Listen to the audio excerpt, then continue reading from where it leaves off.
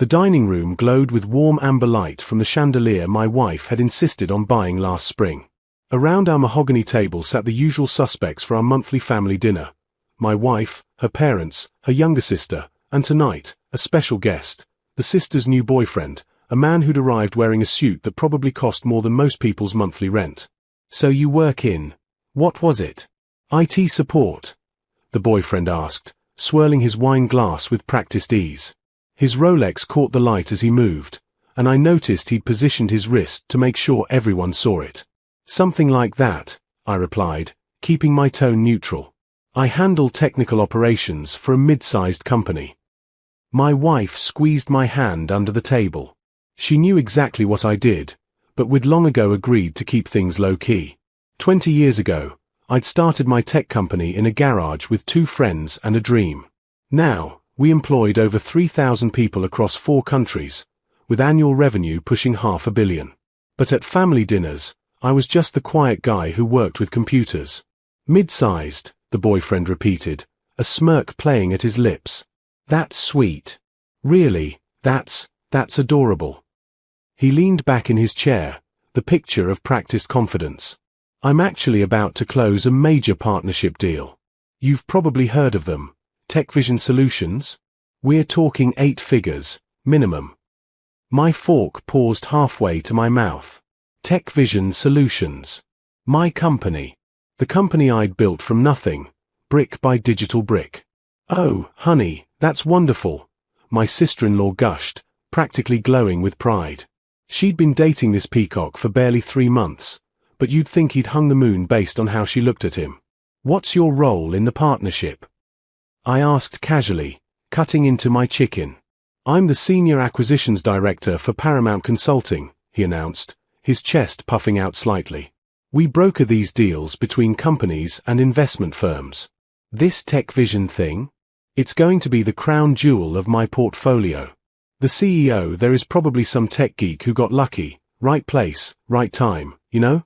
But he's smart enough to recognize talent when he sees it. That's why he's working with us." My father-in-law nodded approvingly. "Sounds impressive, son. Must take quite a bit of expertise." "Oh, it does, sir. It absolutely does." The boyfriend took another sip of wine, then turned his attention back to me. "No offense, but it's a different league from, fixing computers and stuff. The corporate world, the real players, it's cutthroat. Not everyone's built for it." "None taken," I said, though my wife's grip on my hand had tightened considerably. "I mean, there's nothing wrong with a simple life," he continued, warming to his theme. The wine had clearly loosened his tongue. "Honest work, 9 to 5, home for dinner. Some people are just more ambitious than others, you know? Some of us are wired differently. Alpha personalities, they call it." My mother-in-law tittered nervously. My sister-in-law beamed at her boyfriend like he'd just delivered a TED talk. My wife's face had gone carefully blank, the expression she wore when she was furious but trying to keep the peace. "Take this TechVision deal," he pressed on, oblivious. "I've been working on it for weeks. The preliminary meeting is tomorrow, actually. Big boardroom, all the executives, the works. That's the kind of pressure that separates the men from the boys." He glanced at me with barely concealed pity. "But hey, somebody's got to keep the servers running, right? The little cogs make the machine work." Polite laughter rippled around the table. Even my father-in-law chuckled, though he had the grace to look slightly uncomfortable about it. I smiled and nodded, taking a sip of my water. Tomorrow was going to be very interesting indeed. The preliminary meeting he was talking about, I'd been copied on those emails. My assistant had scheduled it for 10 o'clock sharp in our main conference room. The one with my name on the door. "Well," I said, raising my glass slightly, "here's to ambition. And to tomorrow's meeting. May it exceed all expectations." The boyfriend clinked his glass against mine, his smile wide and condescending. "Cheers to that, buddy. Cheers to that." The alarm went off at 6:30, but I was already awake. My wife rolled over, her eyes meeting mine in the early morning dimness. "You're going to destroy him today, aren't you?" she whispered. I'm going to attend a meeting, I replied, kissing her forehead.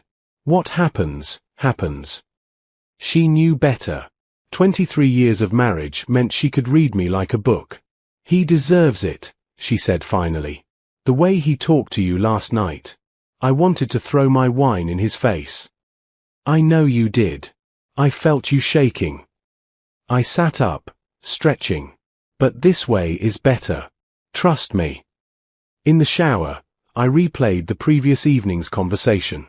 The casual dismissal, the barely veiled contempt, the assumption that his suit and his watch and his wine knowledge made him inherently superior. I'd met 1,000 men like him over the years, all flash, minimal substance, riding on presentation and bravado. What bothered me most wasn't his arrogance toward me. I'd built a successful company. I didn't need validation from a stranger. What bothered me was how he'd made my wife feel.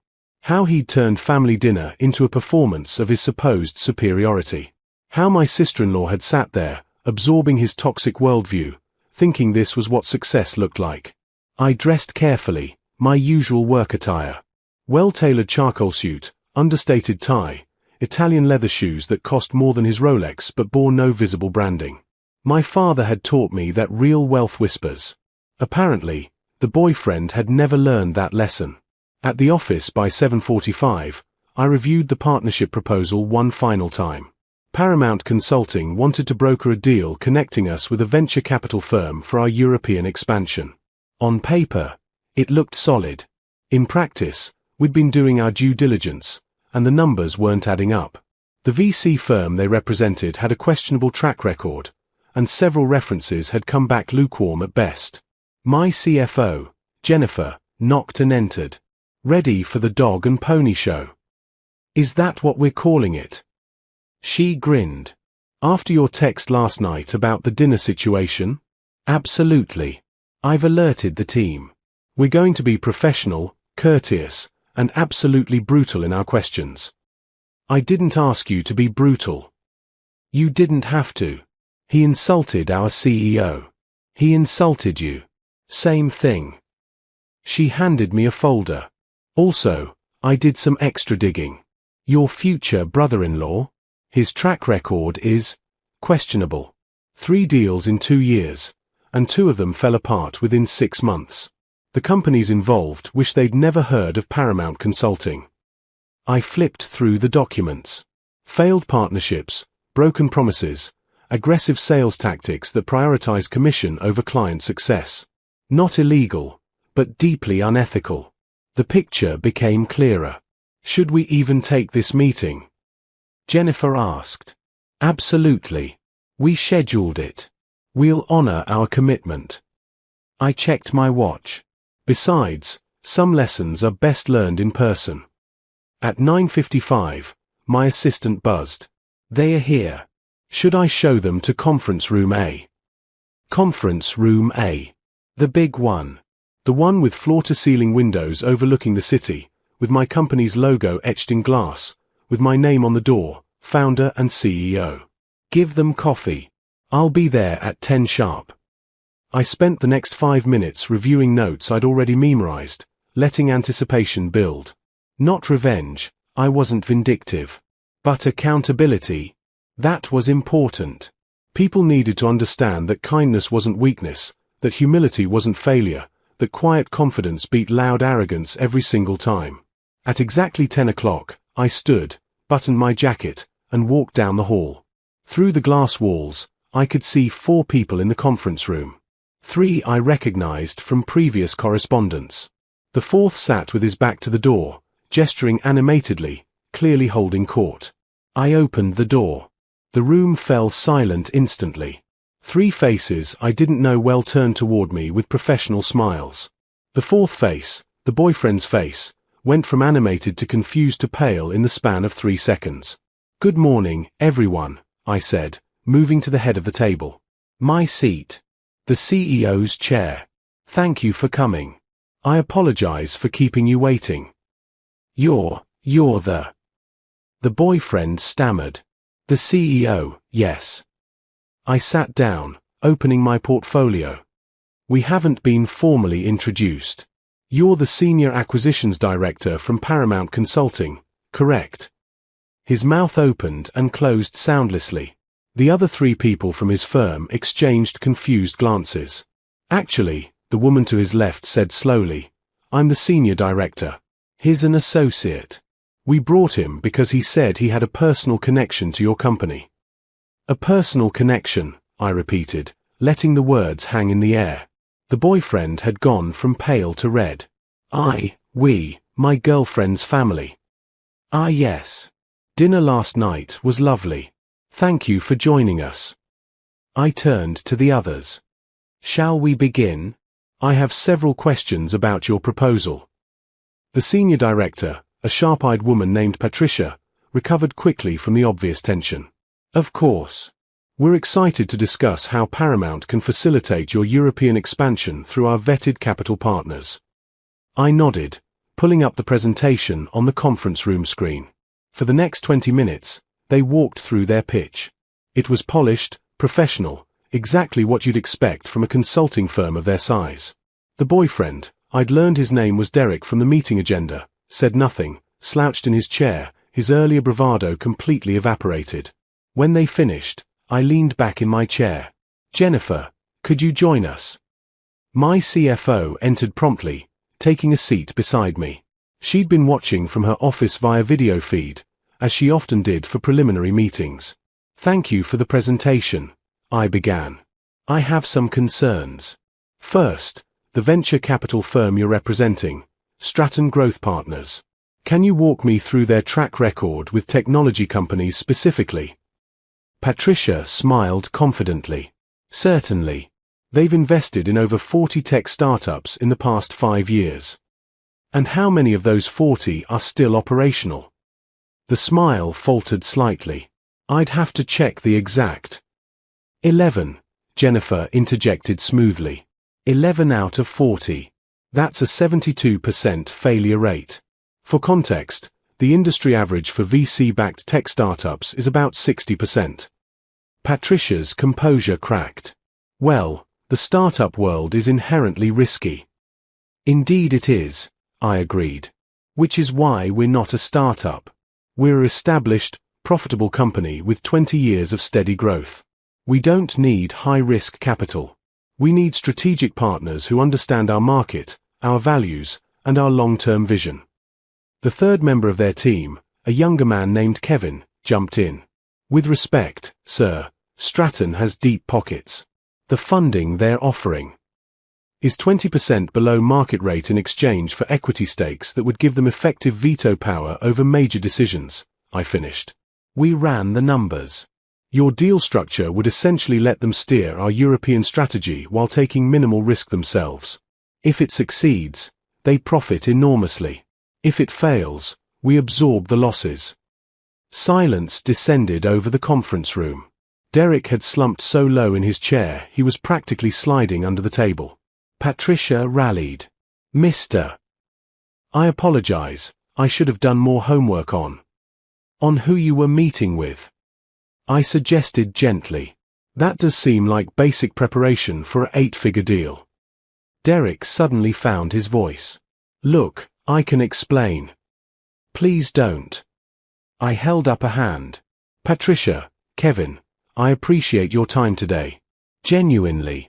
You presented well, and I respect the effort. But this particular partnership isn't right for us. We'll send a formal pass by end of business today. May I ask what changed? Patricia asked. Your assistant indicated strong interest when we scheduled this meeting. Nothing changed. We always planned thorough due diligence. We've been investigating Stratton for 3 weeks. This meeting was to see if you could address our concerns. I glanced at Derek. And to confirm some character assessments. Kevin leaned forward. If I may be candid, sir, it feels like we never had a real shot here. You're right, I admitted. You didn't. But you deserved a fair hearing. And now you've had one. I stood, signaling the meeting's end. I hope you'll take the feedback constructively. The consulting industry needs firms with integrity, not just ambition. Patricia stood as well, her expression carefully neutral. "Thank you for your time. Kevin, let's go." She looked at Derek. "You can find your own way out." Derek's head snapped up. "What?" "Patricia, wait. You told us you had a personal relationship with the CEO. You said he'd already verbally committed to the deal.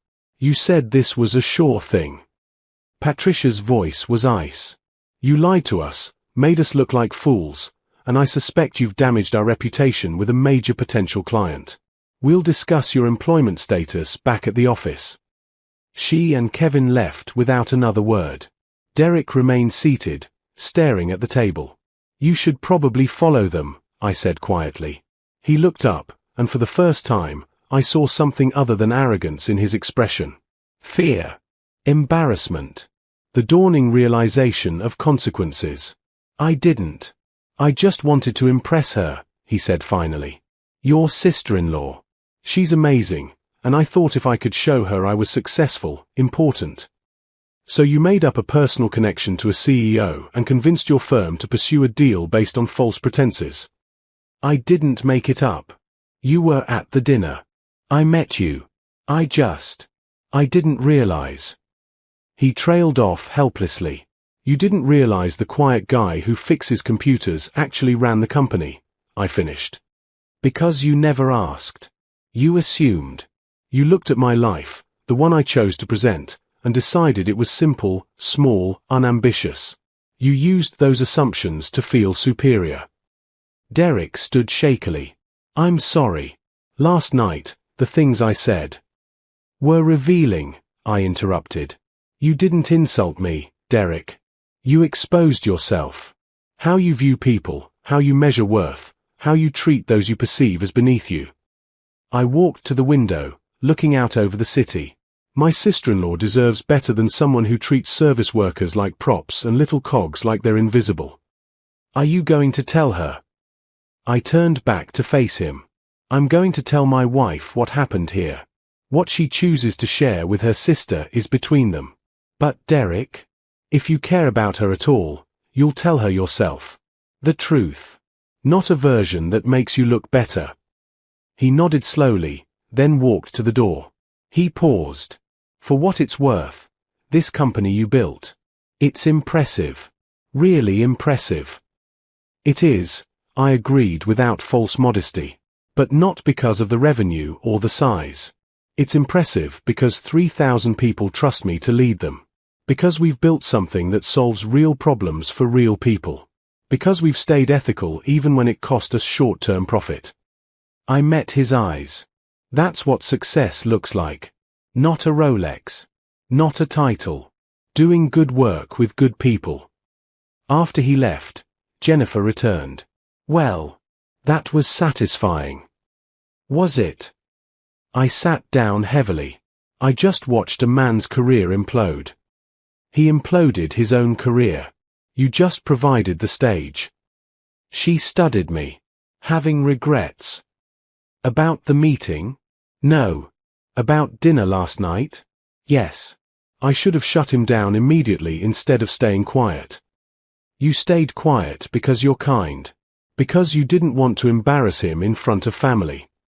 Jennifer shook her head. "That's not weakness. That's grace. He mistook it for weakness. Big difference." My phone started buzzing around 2 o'clock. First, a text from my wife. "Your sister called me." Derek showed up at her work crying. "What happened?" Then my sister-in-law, directly, "We need to talk. Now."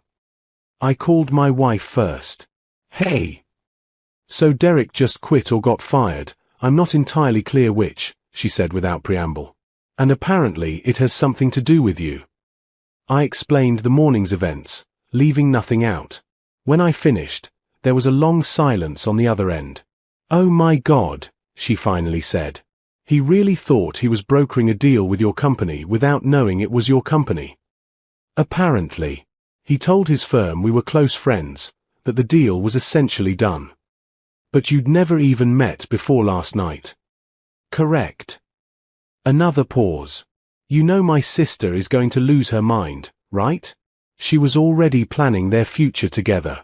Beach wedding, European honeymoon, the works. I sighed. I didn't set out to ruin their relationship. I know you didn't.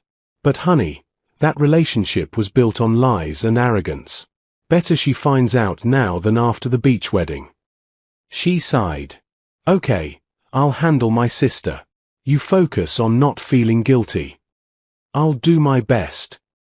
And babe? That thing you do, where you stay quiet and humble and let people underestimate you. I love that about you. But sometimes I wish you'd flex just a little. Show people who you really are. I show you who I really am. That's what matters. Damn right it is. Love you. Good luck with whatever's coming next. Whatever was coming next arrived at 3:30 in the form of my sister-in-law bursting into our building's lobby. Security called up, and I told them to let her through. By the time she reached my office, she'd worked herself into a full rage. You ruined his life, she shouted, not even bothering with hello. He told me everything. You set him up, you humiliated him, you got him fired. Hello to you too, I said calmly. Would you like to sit down? No, I don't want to sit down. Derek is devastated.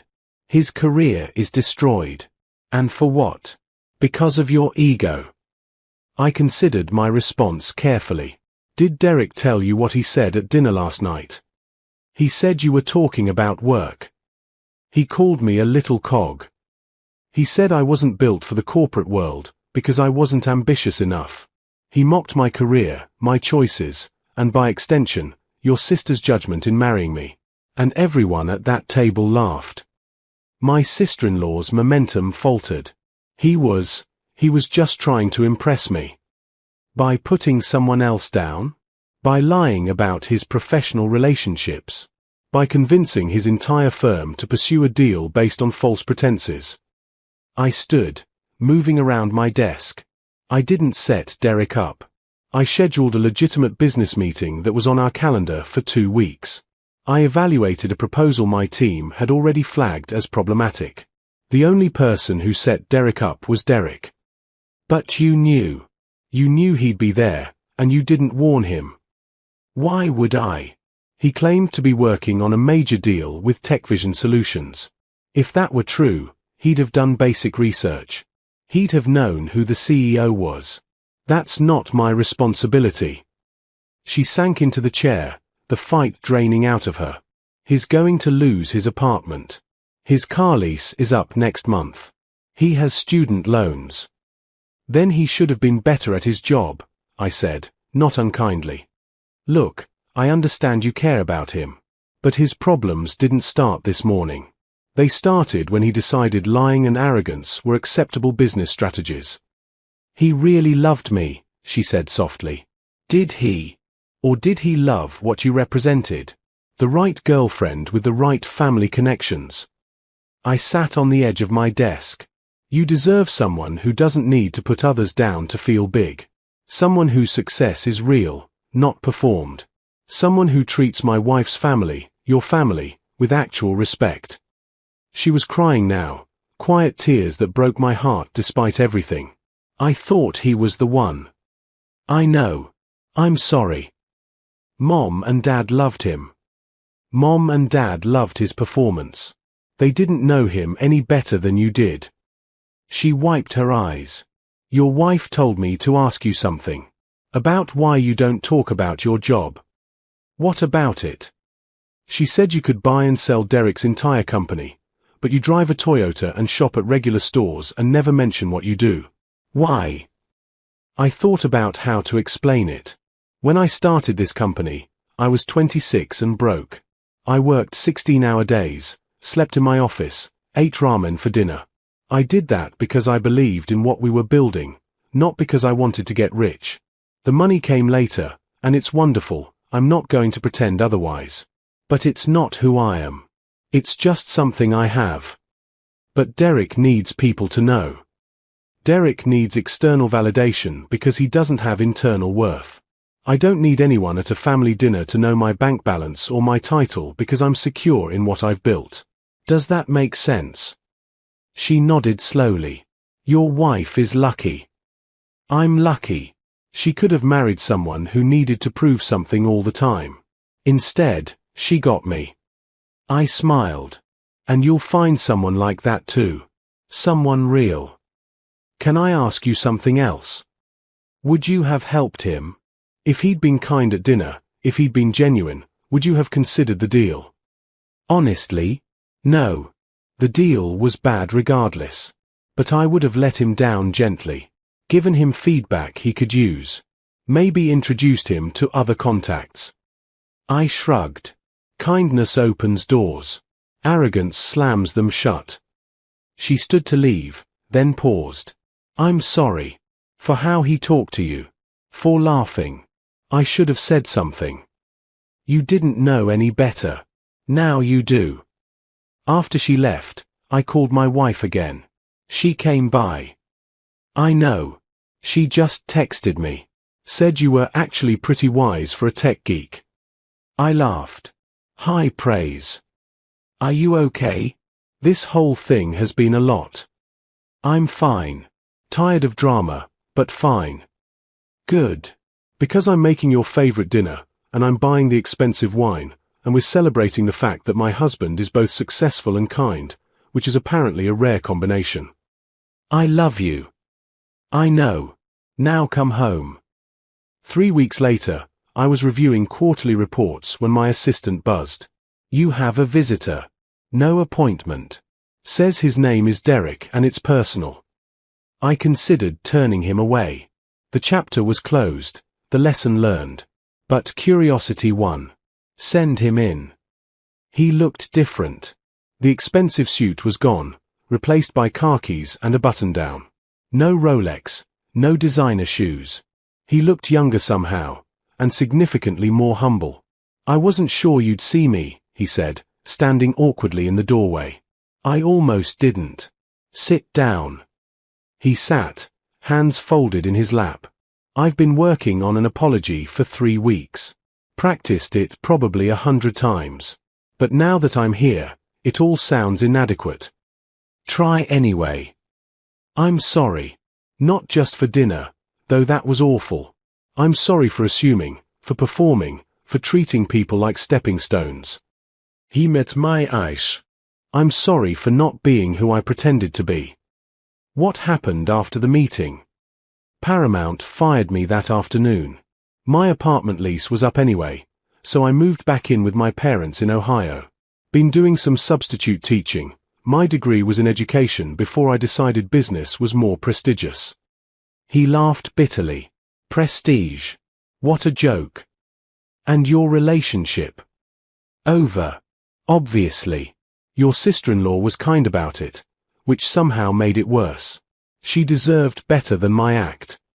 He shifted in his seat. I've been in therapy. Turns out I have some issues with self-worth and external validation. Most people do, I said. The difference is most people don't build their entire personality around compensating for it. Fair. He pulled out a folded piece of paper. I wrote you a letter too. Everything I've learned, everything I'm working on. But sitting here now, it seems performative. Another act. So skip the letter. Tell me why you're really here. He was quiet for a long moment. Because I ruined my life trying to impress people who didn't matter, and I hurt people who did. Because you could have destroyed me completely, told everyone, made it public, whatever, and you didn't. Because I need to understand how someone builds what you built without becoming what I became. Now we were getting somewhere. You want the secret. If there is one. I leaned back in my chair. There is. Ready. Care about the work more than the image. Care about the people more than the profit. Build something real instead of performing something impressive. I paused. And here's the hard part. Accept that most people will never know. Most people won't see your struggles or your victories. Most people will underestimate you. And you have to be okay with that. But you have 3,000 employees.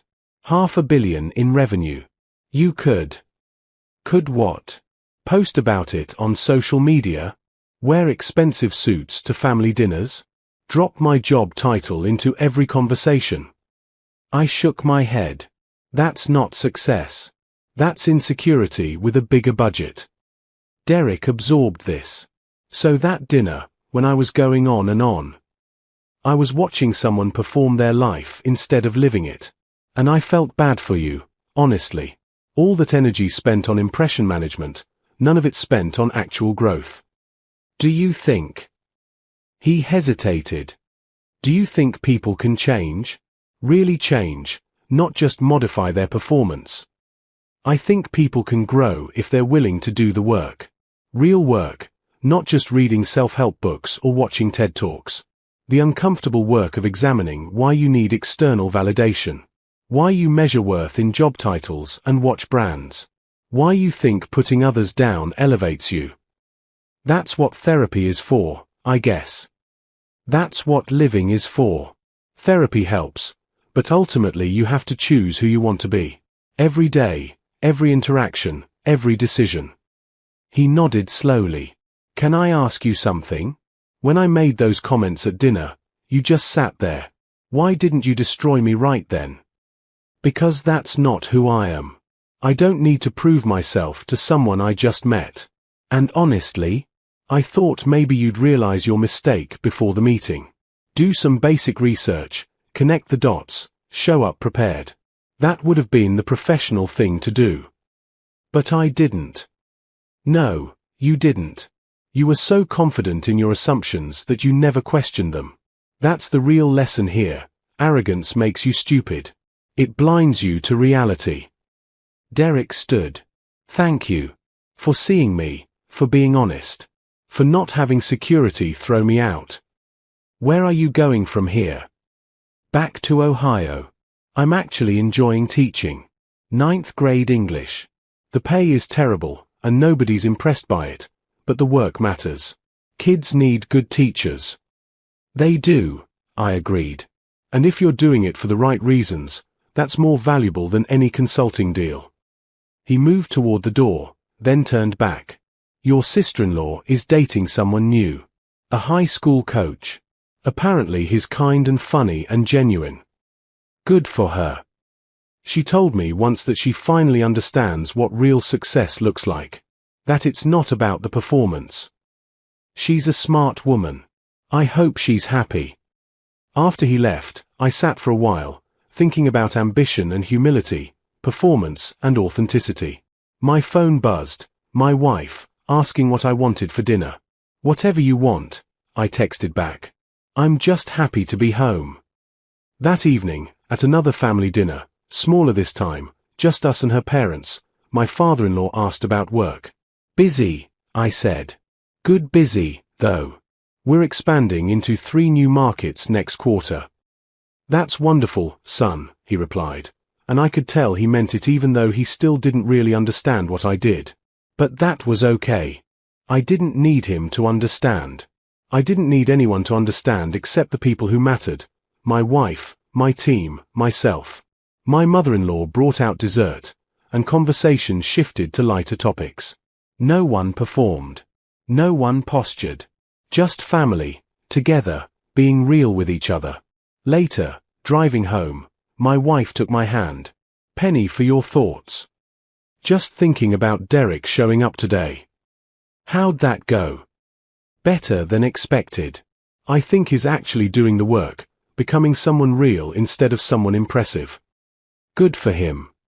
She squeezed my hand. You know what I love most about you? My devastating good looks and charm. She laughed. Besides that, I love that you've never needed to be the loudest voice in the room. You just quietly build things, help people, live your life.